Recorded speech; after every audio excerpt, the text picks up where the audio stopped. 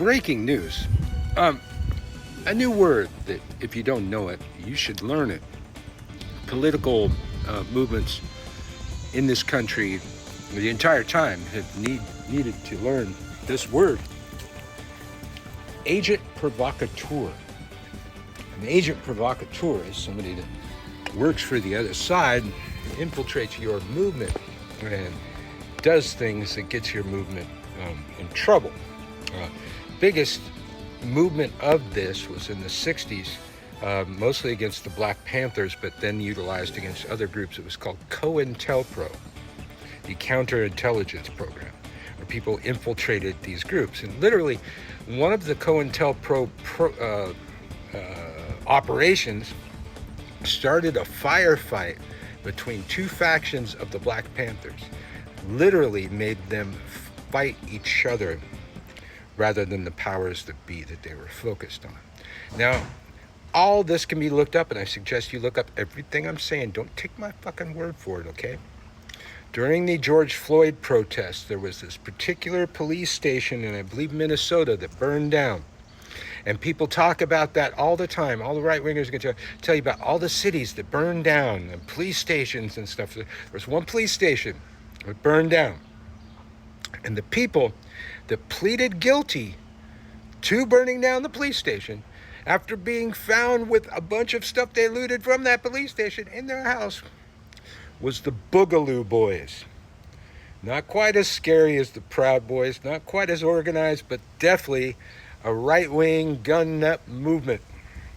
The Boogaloo Boys pleaded guilty to burning down that police station. You need to remember that, because these people use that against us in every fucking argument. Now, the Umbrella Man, during the George Floyd protests, he was seen carrying an umbrella around because he knew there was drones everywhere, and smashing out store windows with a hammer when people go, "Hey, what are you doing?" Protesters. They go, "What are you doing? Why are you smashing that window?" And the guy was very shady. He was wearing a mask, all that stuff. Well, he got busted too. He was an agent provocateur. Now, those two cases that we know of should make us look very carefully at the entire thing. If we have two cases that we know of, we got 200 that we don't know of. Okay? If that slipped out, there was a lot more of that going on. Now, the right-wingers, well, they know how to play that game too. They tried to play that for January 6th. And so the FBI was the agent provocateurs, and they often are. But nothing was ever proven. Nobody was ever convicted. Back during my days of activism, during my days at Earth First, I recall a very famous story in our movement about Peg Millet in the Arizona 5. You can look that one up too.